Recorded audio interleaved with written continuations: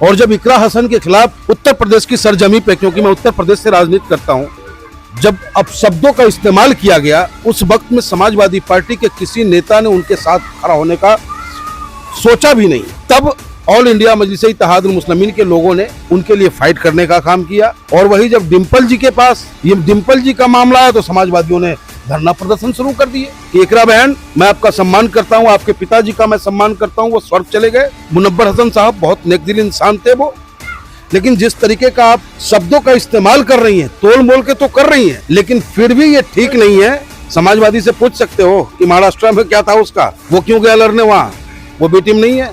आम आदमी पार्टी केजरीवाल से पूछ सकते हो कि बिहार में क्या है तेरा, उससे पूछ सकते हो आपकी हरियाणा में क्या है तेरा। तो गरीब जहां पे पहरे बिठाओगे, यानी गरीबों को ही दबा के रखो, इस कानून का डंडा गरीब पे ही चलेगा।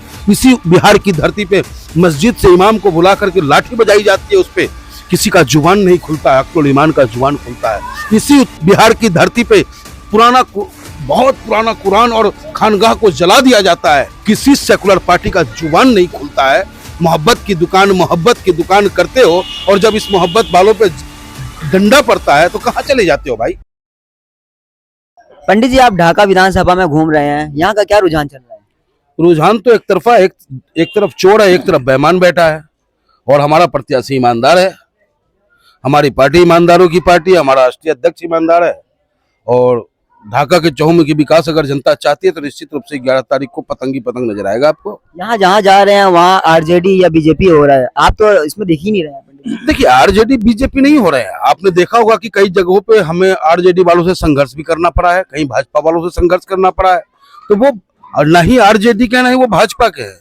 वो कहते हैं या तो दरी बिछाते हैं, या फिर ठन की ठनकार ये दुनिया है, काला बाजार की पैसा बोलता है, पैसा लेकर के वो वर्क करने वाले लोग हैं। और हमारे साथ जो लोग हैं वो दिल से हैं, बैरिस्टर साहब का सम्मान करते हैं। उन्हें पता है कि इस देश की तरक्की में, इस देश को अगर तरक्की की ओर ले जाना है तो बैरिस्टर साहब के साथ चलना होगा। इमरान प्रतापगढ़ी आए हैं, कह रहे कि आप तेलंगाना के अंदर कांग्रेस को सपोर्ट कर रहे हैं, और यहाँ पे आप किसी को वोट देने बोलते हैं दरी बिछा रहे हैं। देखो, वहां कहीं हम सपोर्ट नहीं कर रहे हैं। हाँ, इतना आप जरूर कह सकते हो हमें कि जिस परवीन यादव को टिकट दिया है कांग्रेस ने, उस परवीन यादव को हमारी पार्टी ने तराशा है। नवीन यादव, हमारी पार्टी ने उसे तराशा है। हमारी पार्टी ने उसे टिकट दिया था, चुनाव लड़ाया भी था, और जहन उसका अच्छा है, सेकुलर मिजाज का है।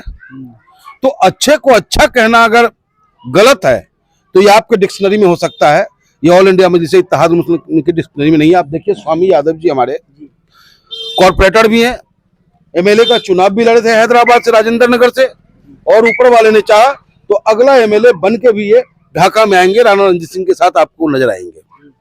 सर, ये तो पार्टी मुसलमानों की पार्टी कही जाती है, आप इसमें कैसे आ गए? पार्टी मुसलमान हिंदू कुछ न रहता है।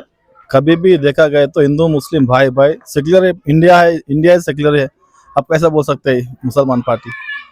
वही सर, वो क्या नाम है, आप जिस तरह तेलंगाना के अंदर सपोर्ट कर रहे हैं, इसे यहाँ पर भी करिए ना सर कांग्रेस को, तभी आप जीतेंगे ना सर। आप हमें ये बताएं कि एक नेता, एक पार्टी कितना नीचे गिर सकता है? क्या हमने कांग्रेस से नहीं कहा? क्या हमने आरजेडी से नहीं कहा कि हमें गठबंधन में ले लो? क्या हमने उनसे 20 सीट मांगी थी, 50 सीट मांगी थी? महज 6 सीट ही तो मांगी थी साहब। लेकिन आप हमें इसलिए दुत्कारोगे कि हमारा राष्ट्रीय नेतृत्व जो है वो मुसलमान है। बिल्कुल बर्दाश्त नहीं किया जाएगा। हिंदुस्तान का मुसलमान समझ चुका है कि ये लोग सिर्फ मुसलमानों का वोट लेना चाहते हैं, मुसलमान का नेतृत्व पसंद नहीं करते हैं। पंडित जी, हमने कई जगह सुना गठबंधन को ठगबंधन कहते हुए, तो इसके पीछे क्या मतलब, ठगबंधन क्यों कहा आपने? दरअसल ये स्वार्थ की नीति है ना, स्वार्थ लाग ही कर ही प्रीति। स्वार्थ की वजह से इनकी प्रीत है आरजेडी और कांग्रेस का। इनका सिर्फ एक ही ध्येय है कि हमें सत्ता प्राप्त करना है। और ऑल इंडिया मजलिस इत्तेहादुल मुस्लिमीन का मिशन है कि जो कमजोर है, जहां रोशनी नहीं पहुंची है, वहां रोशनी पहुंचाना हमारी प्राथमिकता है। हमें नेता बनना प्राथमिकता नहीं है। हम ये चाहते हैं कि इस घर का बच्चा कोई मुखिया बन जाए, इस घर का बच्चा एमएलसी बन जाए, इस घर का बच्चा एमएलए बने, ताकि कल को इस क्षेत्र का विकास हो सके और लोग गरीबों की आवाज उठा सके। इकरा हसन भी आई थी, कह रही है कि क्या नाम है, अगर आपके वोट देने से वो जीतती हैं, तो आप उन्हें वोट दे दीजिए। देखिए, इकरा हसन का मैं सम्मान करता हूं, और इकरा हसन का ही नहीं, हिंदुस्तान की जितनी भी नारी है, बेटी है, सबका मैं सम्मान करता हूं।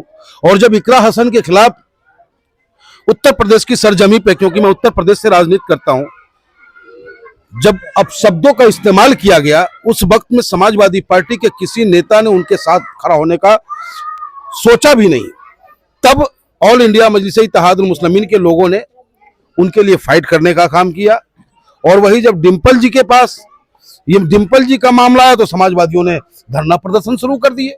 तो ये सोचना होगा हमारे मुसलमान भाइयों को, हमारी उस बहन को भी सोचना होगा कि इकरा बहन, मैं आपका सम्मान करता हूं, आपके पिताजी का मैं सम्मान करता हूं, वो स्वर्ग चले गए। मुनव्वर हसन साहब बहुत नेकदिल इंसान थे वो, लेकिन जिस तरीके का आप शब्दों का इस्तेमाल कर रही हैं, तोल मोल के तो कर रही हैं, लेकिन फिर भी ये ठीक नहीं है, क्योंकि हम सरकार बनाने की इरादे से नहीं आए हैं। हम इस हिंदुस्तान के गरीब मुसलमानों को अधिकार और हक दिलाने आए हैं। और जिस मुसलमानों की लड़ाई हम लड़ रहे हैं, वो कोई पाकिस्तान और अफगानिस्तान का मुसलमान नहीं है, वो इसी हिंदुस्तान का मुसलमान है। उमर के अंदर दिख रहा है अख्तरुल इमान साहब को, लोगों को डर, अख्तरुल इमान को डर सता रहा है हार का। अख्तरुल इमाम साहब को कहीं से कहीं तक डर नहीं है। साहब, कहाँ घूम रहे हो आप, क्यों पड़े हो चक्कर में? लोगों को पैसे बांटते हुए वीडियो आ रही है। ये तो आप बनवा लो, फर्जी काम करना तो काम एनडीए का और गठबंधन दोनों का यही काम ही रह गया, फर्जी करना। पंडित जी, अभी जैसे समाजवादी पार्टी की सांसद है इकरा हसन, आपने बताया कि तो इनडायरेक्ट आप उन्हें धमका ही नहीं। देखिए, धमकाना ऑल इंडिया मजलिस इत्तेहादुल मुस्लिमीन का मिजाज नहीं रहा है। हाँ, आवश्यकता पड़ी तो संवैधानिक दायरे से हम उनको जवाब जरूर देंगे। उत्तर प्रदेश के प्रदेश अध्यक्ष हैं शौकत अली, वो कह रहे हैं कि अगर मतलब अभी चुनाव है, हम आपको बताएंगे। सही कह रहे, वो हमारे गार्जियन है, हमारे नेता हैं वो शौकत साहब, और शौकत साहब ने जो कहा है वो पूरा करके भी दिखाएंगे। लेकिन सर, आपकी पार्टी पे बी टीम होने का टैग लगता है। समाजवादी से पूछ सकते हो कि महाराष्ट्र में क्या था उसका, वो क्यों गया लड़ने वहां, वो बी टीम नहीं है। आम आदमी पार्टी केजरीवाल से पूछ सकते हो कि बिहार में क्या है तेरा, उससे पूछ सकते हो आपकी हरियाणा में क्या है तेरा। तो गरीब सर, जहां आप शहरों पे पहरे बिठाओगे, यानी गरीबों को ही दबा के रखो, इस कानून का डंडा गरीब पे ही चलेगा। जहां लड़ते हैं बीजेपी फायदा तो होता है सर। अरे, हमने ठेका ले रखा है, जब नहीं लड़ते हैं तो कैसे आपने मोदी को फिर सरकार बना दी? हम लड़े थे, मात्र पूरे हिंदुस्तान में 4 सीटों पे लड़े, 1 सीट पे हमारे राष्ट्रीय अध्यक्ष जीते, बाकी 543-42 तो हमने छोड़ ही रखा था। क्यों नहीं रोक दिया मोदी जी को? मोदी जी को अगर रोकना है तो मुद्दे की राजनीति करनी होगी। मोदी जी को रोकना है, गरीबों को ताकत देना होगा। मोदी जी को रोकना है, गरीबों पे जब जुल्म हो रहा हो तो आवाज उठाना होगा। इसी बिहार की धरती पे समस्तीपुर में हमारी गरीब मुसलमान बेटी का बलात्कार होता है, आरजेडी के लोगों का जुबान नहीं खुलता, अख्तरुल ईमान आवाज उठाते हैं। इसी बिहार की धरती पे मस्जिद से इमाम को बुला करके लाठी बजाई जाती है, उस पे किसी का जुबान नहीं खुलता है, अख्तरुल ईमान का जुबान खुलता है। इसी बिहार की धरती पे बहुत पुराना कुरान और खानगाह को जला दिया जाता है, किसी सेकुलर पार्टी का जुबान नहीं खुलता है। मोहब्बत की दुकान करते हो, और जब इस मोहब्बत वालों पे डंडा पड़ता है तो कहाँ चले जाते हो भाई? सर, चीफ मिनिस्टर फिर किसको देखना चाहते हैं आप? बिहार की जनता तय करेगी। अगर 20 सीट दे दिया तो चीफ मिनिस्टर अख्तरुल ईमान होगा। कितनी सीटें जीतने जा रहे हैं? 20 दे दे। नहीं, आप कितनी सीट जीतने जा रहे हैं यहाँ पे? हम तो 25 के 25 जीतने की तैयारी में, बाकी जनता के हाथ में। ठीक है, थैंक यू।